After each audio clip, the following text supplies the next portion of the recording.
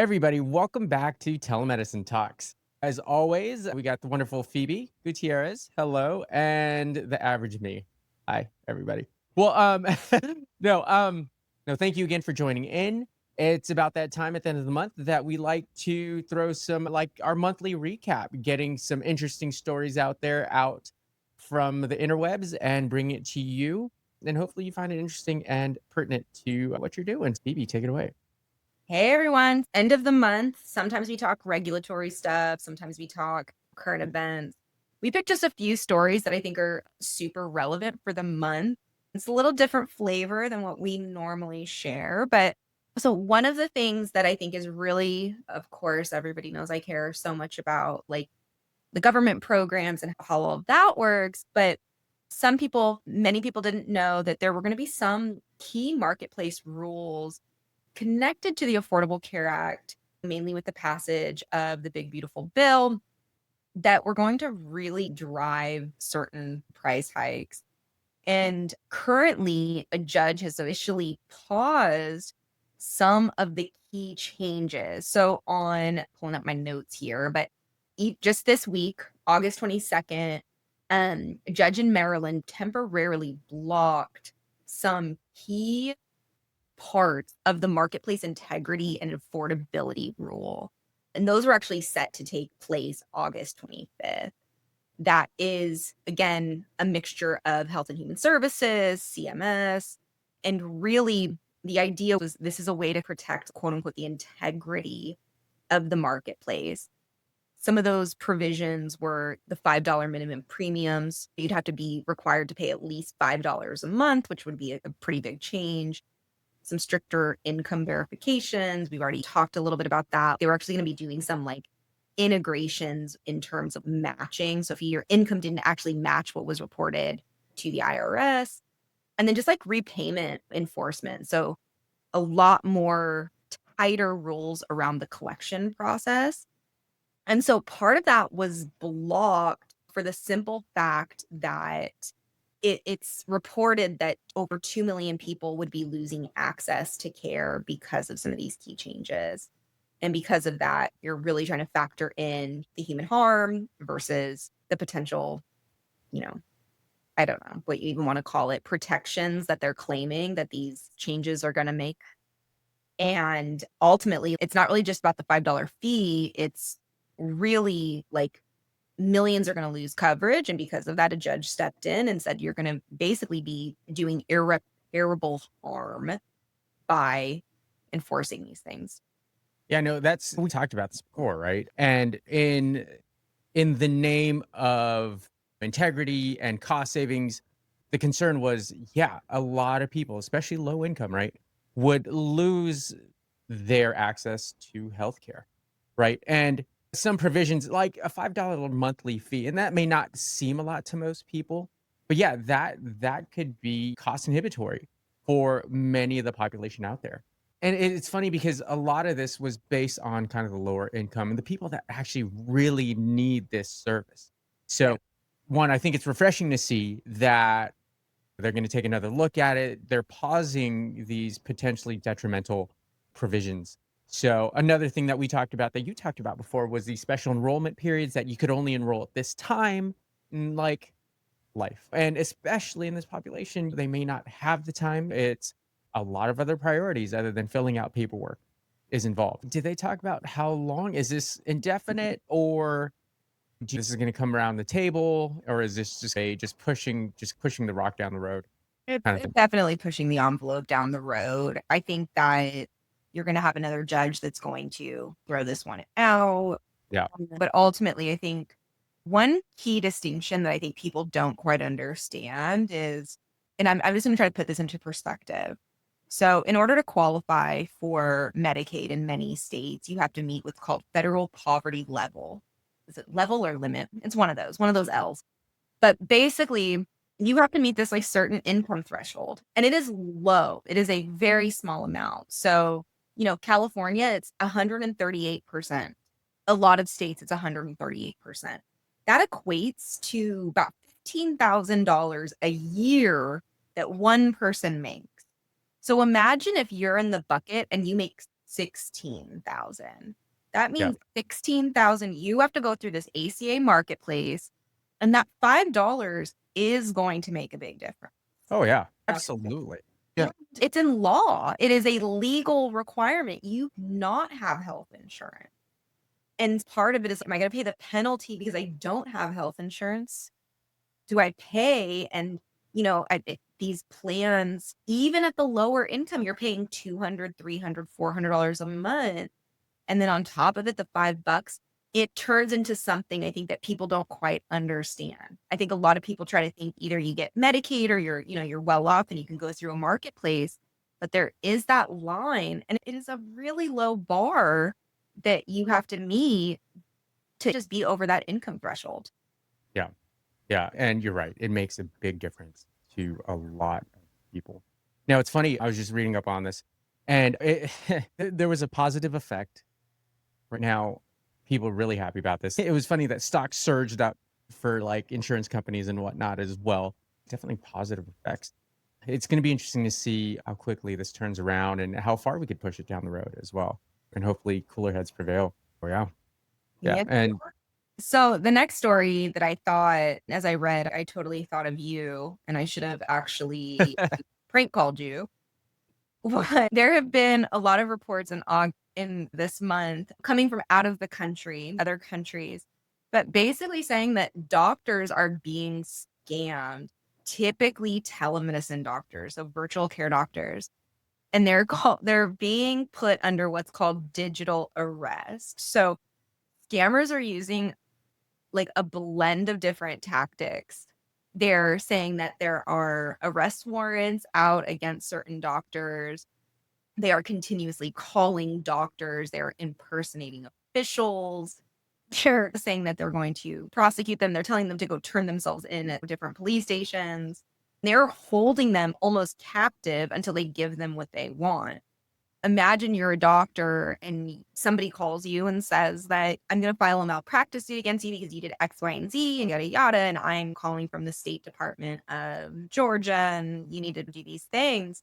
And some doctors are falling for this because the fear of a lawsuit, the fear of a complaint, the fear of something. Currently, these reports are coming from overseas, and there's a lot of fear saying that potentially they're going to start in the United States, or I don't know, Leo, maybe they've already started. actually, it's funny you mentioned this. And when you brought this up, gosh, this definitely hits home. My wife and I were actually targeted with a couple scams, and it's separate scams. This was about 6 months ago, and somebody called my wife and was saying that, hey, you didn't file some sort of licensing paperwork. And oh, no, it was a Medicaid thing. And you didn't file this correctly. You're going to have to pay up. And if you don't pay, you're going to get arrested. People are going to come at your place of business. And they called her personal phone number. Actually, they called the office that she was working for, asked for her, and the office, the MSA at that point, gave the number to that person who then called her personal number. And after a few hours of just stressful times and trying to figure it out and actually calling the board, they were like, oh, yeah, that's a scam for sure. Then we were just relieved and we just ignored further calls and they stopped calling. But then about 3 months ago, I personally got a call and there was somebody talking about I didn't pay some sort of, I forget, it was some medically related fees and that there's a warrant out for my arrest and they're going to come get me. And actually, I took this call while I was picking up my kids, and my poor daughter heard this call. She heard the person over the phone, and they were being actually pretty aggressive. They're being pretty aggressive. But first, it started out as, hey, we just wanted to let you know you have this warrant out. You could either pay now or you're going to get arrested. At that point in time, my daughter was like, oh my God, Dad, are you going to get arrested? I was like, no, we're not getting arrested. And so I actually switched it onto my off the car mode and onto my personal cell phone and just talking. And I was like, hey, I don't get it. And they were just getting more and more aggressive. and they were trying to keep me on the line. Like you said, they were just trying to freeze me.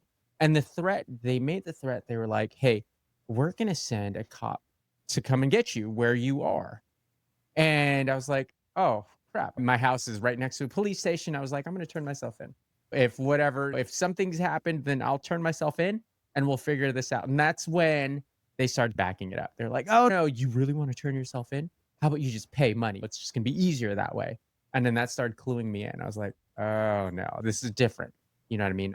This is probably scam, where there was a sense of hesitancy because, a lot of the audience out here, right? Telemedicine doctors that are getting all their licenses, that are working across the board, there's sometimes you don't know where your information is and it could just be floating out there. And with your information all out there, especially if you're practicing in 50 states across different companies, this may actually sound believable. You're not fully 100% knowledgeable of what your information's doing.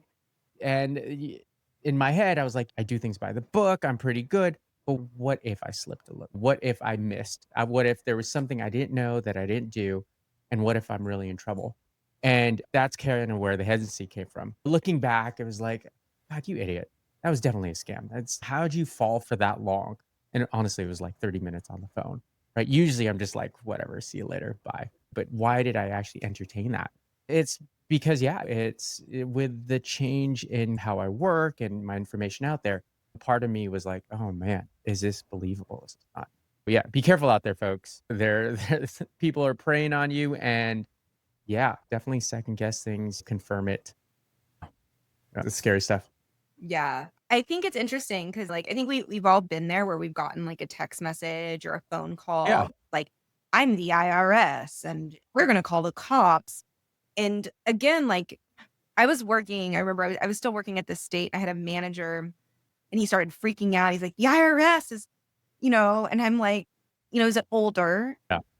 And I, like, read the voicemail because they left a voicemail, and you got to see the transcription, and it was like, the language didn't even sound legitimate or professional. Right. Okay, you need to just calm down.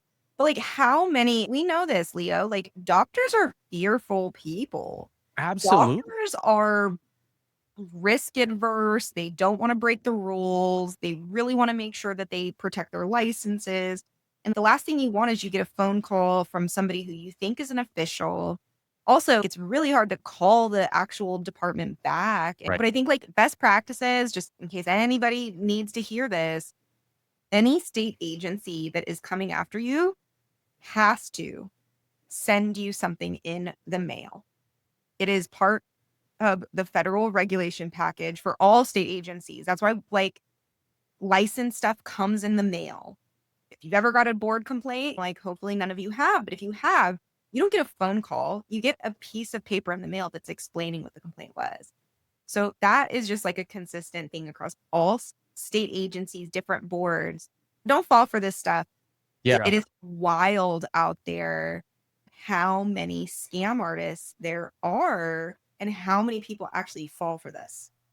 Definitely, and look out for red flags. Red flags are cold calls, like you said. They're gonna need to provide written documentation and a written footprint.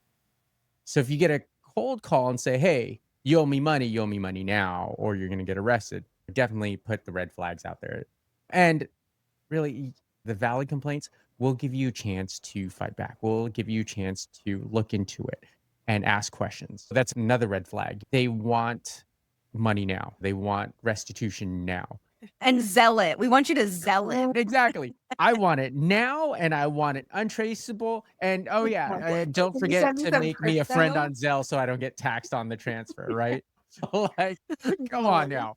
And it's funny because doctors are inherently smart people, but you're right. We're just so fearful and so risk adverse that we are going to be ready to fall for this when our livelihoods are threatened in this way. Scary stuff. Yeah. That's crazy. Don't fall for it. Don't fall for it. Yeah, don't fall for it. And then the last story that I wanted to talk about before we just jump into some, like, key, just like updates on some regulations is this. I thought it was funny. This is more like just like the digital health tech world. So there was this individual His name is Sonam Parekha. I don't know how to pronounce the last name, but let's say Sonam. And he was or is a software engineer that admitted to working for multiple startup companies at the same time. The funny part about it was he obviously knows how to interview really well because he's getting hired at all these, like, 30 companies? yeah, like all these companies. And the funny part was the companies that he was working for, some of them all had the same venture-backed VC company. And so the VC actually started to put the pieces together and go, company A and company B and company F all have this guy as their software engineer. Like, what is going on? Like, where's your conflict of interest? Where's your non-compete? Where's your NDAs? What's going on? He used multiple laptops, multiple VPNs, juggled calendars. The funniest part to me was when he got caught, his strategy was like, you just be mediocre. You don't deliver anything early. You do the bare minimum. You're not a rising star. You're not trying to get promoted. You're literally just trying to like do this. And I think the assumption was he probably had a team. So it was him maybe running teams that were ultimately like doing the code, delivering stuff. And he was just the face of who would get these interviews. But to me, I thought it was really funny because again, like when you're working virtually, a lot of companies, it's hard. You have no idea what your employees are doing. And it cracked me up because I know a lot of doctors that kind of do the same thing in a different way. He was W-2, 1099 is very different. Yeah. But it really cracked me up. Especially, you got to be pretty ballsy to be like, all right, let's go work for all the same companies that all have the same investor. Yeah, and it's looking at this article. Yeah, it's like many backed by the Y Combinator VC, and that's pretty big. That's pretty widespread. And he was working 140 hours a week. How many hours are there in a week? Christ. Yeah, so 140 hours a week, and he's probably working in a team. It reminds me of several stories, especially what I call the golden age, when there were a bunch of people working on many different platforms, and people were logging in hours that were just unreal and maybe hours at the same time, right? And there was question on whether or not that person was actually working that or had, like you said, a team working on their behalf, right? Definitely a big no-no. Definitely big no-no for doctors, right? The concern was who was the team? Was it med students? Was it MSAs? Was it Joe Smo across the street? Was it their spouse? Who knows? Who knows, right? We definitely talk about moonlighting and working as 1099s, but definitely, right, there is a commonsensical nature to this. You obviously can't be working concurrently, just crushing multiple different platforms at the same time. It just doesn't make sense, and you will get caught, right? And it's just honestly not good for patient care, right? Because if you're not fully focused, even if it is quick, relatively mindless kind of stuff, you're still not focused on patient care, and it's gonna slip. So, yeah, definitely. Yeah, 140 hours a week, Jesus Christ. It's funny too, because I think the key difference here that I'd like to say is like I've been in an operations role, right? I'm not writing code. I'm not really doing anything that's like super proprietary in terms Yes. of some of this stuff. Same thing with doctors, right? You're using independent clinical decision making. It's like a different, it's different. You are a software engineer. You are a back end software engineer. You are writing the code to this proprietary thing that is getting built in the tech industry. Yeah. Behind the scenes, it is a war in the tech world. And you're talking about AI, you're talking about health tech, you're talking about massive companies, massive money flowing into this. And again, I think it's comical that one would be so ballsy to think that you could potentially do this. I think the interesting thing too is I was reading that he also kind of lied that he had a master's degree in computer science. Part of this is was he just a really good, you know, interviewer that was able to like almost like a salesperson? Are you able just to get these jobs? and then you're outsourcing it to other engineers who are actually doing the work, which again, like, just poses this question of I just thought it was a really interesting story considering yeah, That's interesting. It's funny though, just following up and what actually happened to this guy. Another platform actually hired him, and another tech company hired him and was like, "Hell, this guy's very, very unique and he's high powered. He's gonna work 10 times as hard." yeah. So He's kind of yeah. turned into, like, a cult figure. I think that's Yeah. the thing of, hey, like, maybe his model's okay. Again, I think in hindsight, this is how a lot of health tech companies are built today. They don't have in-house No. engineering teams. A lot of them will outsource to these engineering firms that'll go and Yeah. build it until they have enough capital or investors to be able to pull in engineer. Engineers are freaking expensive. It is probably one of the outside of doctors, if you're doing anything, like they're building your product.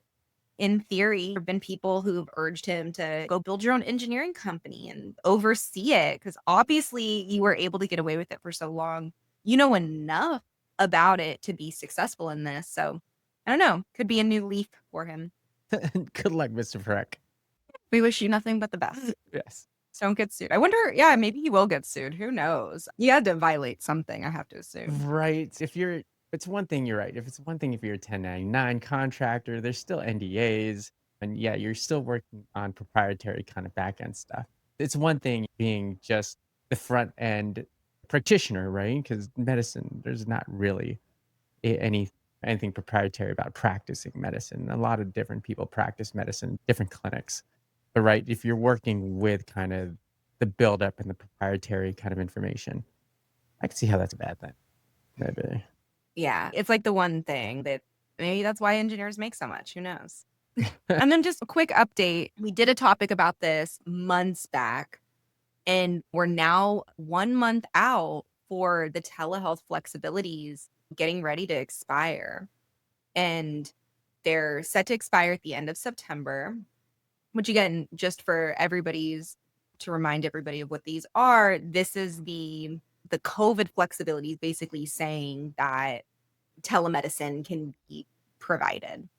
Yeah. And so that is set to expire at the end of September. And while there's heavy lobbying, the various associations are really urging Congress to extend and to make some of those changes. We have yet to have an update there. I Yeah. am anticipating that there will be an extension. I could not imagine. I want to say that I'm going to knock on wood. You guys can't see me knock, but hopefully you heard it. The amount of damage that would be caused by winding that down would be, again, extremely detrimental. You never know with kind of like the current political landscape where it's going to land. Yeah. This is actually a pretty big deal. And it's been on everybody's radar. Big lobbyist groups, the ATA is pushing hard for it. Just different conglomerations are Christian for it. We're talking about things like, hey, can you actually see patients everywhere? Prior to these extension, you could only telemedicine is only paid for if you're in rural sites, right? Or audio health, telehealth. That was a provision that was extended as well. If it reverts back to pre-pandemic stuff, audio only is not going to get paid. And some people don't know how or don't even have the technology. Another thing is the Ryan Haight Act, controlled substances, behavioral health medication. That's huge. It's huge, right? Especially with the physician shortage and the access shortage. That's gonna cut into a lot of people's care. So definitely something, especially with this podcast and what we talk about all the time. This is a big deal in telemedicine, something worth paying close attention to. Because I think you're right. I think there's enough people that realize that if we revert back to pre-pandemic and take away these provisions, not only businesses, but the actual provision of care and actually delivery of telehealth is going to get affected. And a lot of people are going to lose that care that they've pretty much depended on since these new processes came along. September 30th, 2025. I'm expecting something pushed down at September 29th, 2025. I think What that's what happened last happened last time, time? right? What happened last Right. time? Right down to the wire. Yeah, So and again, just to your point, the controlled substance prescribing extension also is expiring at the end of this year. Yeah. And that's one that I don't know. And I don't know if it's going to get extended. They made some key proposed changes. And if that does go through, there's going to be a lot of paperwork and hurdles that a lot of these telemedicine companies really need to start thinking about, specifically if you are in the mental health space, specifically if you are in some of these other areas where you rely on some of that. Similar to like GLP-1s when everybody tried to be shocked when, oh my gosh, like it didn't get, oh my gosh, we Yeah. can't do compounding. And I warned everybody, like, hello, you got to start preparing now for some of these key changes also, because again, how are you going to meet and abide by in-person visits prior to prescribing? Some of those factors are going to make it really difficult for telemedicine. And ultimately, if you're a telemedicine doctor working for those platforms that aren't thinking about it, you don't want to keep working with them if they're Yeah. ignoring these rules. No, absolutely. Absolutely. And again, hopefully advocacy groups like the ATA and AMA are pushing hard to extend this. And again, I think the overall feeling is yes, it's going to be extended, but it's going to come down to the wire, right? It always comes down to the wire, so I always say you prepare, so at the very least, if it gets extended, great, you don't have to do anything, but if it doesn't, you're gonna be screwed. Preparation is key right now, especially just considering the political climate. Nobody knows. Yeah, that's definitely a dark horse in this, right? Yeah. We'll see. We'll see. So rooting for it. Well, Awesome. So, cool. yeah, so that is our August 2025 end of month recap. Um, Awesome. Yeah. Kids are back to school. It's going to get flu season. Telemedicine is going to heat up again if it hasn't done so already for y'all. yeah, I have a sore Um, throat right now. I think I'm getting oh sick. man, it's blowing Yeah, up on the platforms, right? Everybody's getting sick. yeah. And then they're wondering why. It's because the petri dishes are back in school and playing with each other and passing things along and Didn't bringing even it home. think about that. I did not even yeah, my kid's in school for a whole 2 weeks, and I'm already freaking sick. Oh, absolutely. No, we've already gotten a week and a half. We've gotten 2 strep notices and 1 lice notice. It's awesome. Oh, no, Awesome. God. Yeah. This is what we get in schools in Hawaii here. No, awesome. Thank you. Hey, thank you for joining in our month-end recap. Looking forward to updating y'all on the extensions early next month. And yeah, come on back. We got a list of great guests coming up and excited to talk more. Thank you, Phoebe. And thank you all for joining. This is Telemedicine Talks. Drop us a line, Phoebe at telemedicinedocs.com, Leo at telemedicinedocs.com. And if you don't, put it out there and info at telemedicinetalks.com. And we'll see you again next time. Yeah, Well, and if you have a story where you got scammed by somebody as a doctor, I wanna hear it. I wanna hear yes. the funny stuff that these scammers have said to doctors. I find it really comical. And speaking of that, also, if you want to be on the show and just, hey, you just want to just hang out and kick it with us and talk telemedicine stuff or really anything, just drop us a line. Drop us a line. We'd love to have you on. All right, folks. See you again next time.